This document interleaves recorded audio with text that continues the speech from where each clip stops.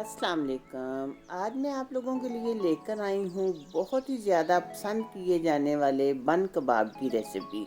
ये बनाने बहुत ही आसान है और इन पे कुछ ज़्यादा ख़र्चा भी नहीं आता। ये बहुत आसानी से और बहुत सस्ते बन जाते हैं और चिकन कबाब से कहीं भी ये जायके में कम नहीं होते बल्कि अच्छे ही लगते हैं। तो सबसे पहले आपने चैनल को करना है ज़रूर सब्सक्राइब, वीडियो को लाइक करना है, अच्छी लगे तो दोस्तों के साथ शेयर भी करना है और रहना है मेरे साथ साथ और वीडियो को देखना है पूरा।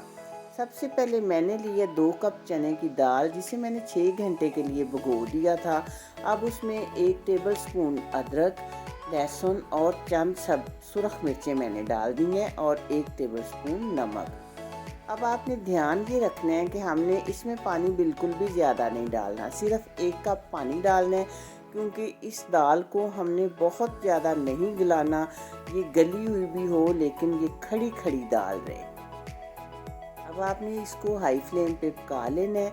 पानी को हमने बिल्कुल खुश्क करना है और ये देखें कि दाल बिल्कुल भी हमारी जो है ना वो ढीली नहीं पड़नी चाहिए, वरना फिर हमारे कबाब सही नहीं बनेंगे। ये देखें गली हुई भी हो लेकिन दाल हमारी बिल्कुल खड़ी खड़ी हो। पानी आपने बिल्कुल खुश्क कर लेना है। ये देखिए अब पानी खुश्क हो गया है तो फ्लेम में कर दूंगी ऑफ और इस दाल को ठंडा होने दूंगी। जब अच्छी तरह ठंडी हो जाएगी तो फिर हम इसे चॉपर में डाल के पीस लेंगे। बिल्कुल हमने इसका फाइन पाउडर सा ये बनेगा, पेस्ट अभी ये नहीं बनेगी। पेस्ट बनाने के लिए 500 ग्राम मैंने आलू उबाल लिए थे। क्योंकि चॉपर ज़रा छोटा है तो ये इसलिए अलग अलग मैं पीस रही हूँ, वरना दाल और आलू आप इकट्ठे भी पीस सकते हैं। सब्ज़ धनिया, सब्ज़ मिर्चें और ये खुश्क धनिया 2 टेबल स्पून, ये बहुत अच्छा जायका देता है, ज़रूर डालिएगा। 1 टेबल स्पून सुरख मिर्च और 1 टेबल स्पून अनारदाने का पाउडर डालेंगे हम, ये भी इसको खट्टा खट्टा सा जायका देंगे बहुत अच्छा। नमक आप हस्बे जायका डालें। गरम मसाला 1 टेबल स्पून डालें। ये बहुत स्पाइसी बन कबाब होते हैं, आप इसमें अगर चाहें तो मिर्चें ज़्यादा भी कर सकते हैं लेकिन ये काफ़ी स्पाइसी बनेंगे। अब हम इनको भी चॉप कर लेंगे। ये देखें थोड़ा सा ये चीज़ें ज़्यादा हैं, ये बिल्कुल इसकी भी पेस्ट बन गई है। तो अब हम दाल और ये आलू इकट्ठे कर लेंगे।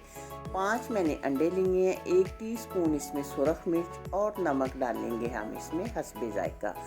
अब जो दूसरी बात यहाँ पे याद रखने वाली है कि अंडों को हमने बहुत ज़्यादा जो है ना वो फेंट लेना है, इतना कि इनकी इस तरह झाग बन जाए। अगर आप चाहें तो इलेक्ट्रिक बीटर के साथ भी इन्हें बीट कर सकते हैं। ये देखें आलू और दाल मैंने इकट्ठे कर लिए हैं। अब हाथों को लगाएं आप हल्का सा ऑयल और आप ज़रा ये बड़े बड़े कबाब हम बनाएंगे, जितना बन का साइज़ होता है उतना ही कबाब हम बनाएंगे। ये देखें बहुत अच्छी तरीके से ये कबाब बन जाएंगे। ये देखें साइज़ भी आप देख लें। अब पैन में मैंने 2 टेबल स्पून ऑयल डाला है।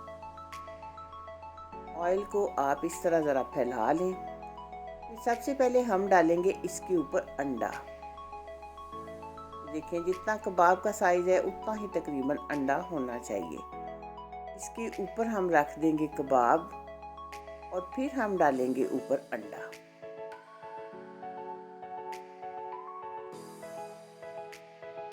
देखिए ऐसे कबाब को हम कवर कर देंगे अंडे के साथ और जो साइडों पे ज़रा अंडा चला गया था उसको भी कबाब के साथ इस तरह इकट्ठा कर देंगे। 2 मिनट तक हम इसे पकने देंगे एक साइड से और फिर हम इसकी साइड चेंज कर लेंगे।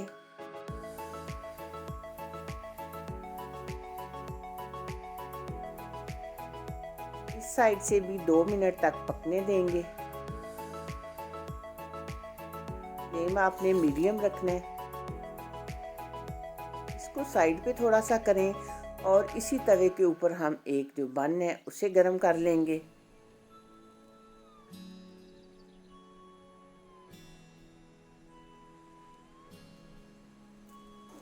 और फिर ये सब्ज़ चटनी जो इसकी एक जान है इस बन कबाब की, ये इसकी एक ख़ास चीज़ है। ये धनिया, पुदीना, सुरख मिर्चें, नींबू का रस और अनारदाना डालकर बनाई जाती है। इसका लिंक मैं दे दूँगी डिस्क्रिप्शन बॉक्स में। एक पीस पे वो ग्रीन चटनी लगाई है और दूसरे पे केचप लगाई है।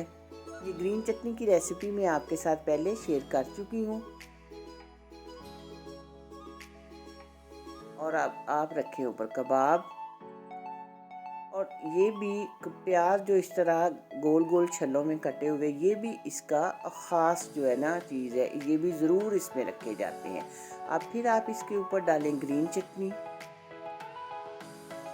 ग्रीन चटनी मैं आपको बता चुकी हूँ कि धनिया, पुदीना, सब्ज़ मिर्चें और अनारदाना और नींबू का रस इसमें ज़रूर डाला जाता है। तो इस तरह से ये बन कबाब हो गया आपका तैयार। और आप देखें कि इसमें कोई बहुत ऐसी चीज़ें नहीं हैं जो कि हम अफोर्ड नहीं कर सकते या बना नहीं सकते, और बच्चे ये इतने शौक़ से खाते हैं कि क्या ही चिकन और वो बीफ को आप भूल जाएं।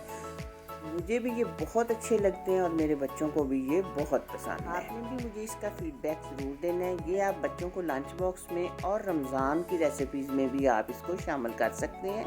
दुआ में रखिएगा याद। मिलेंगे इंशाल्लाह बहुत जल्द। अल्लाह हाफिज़।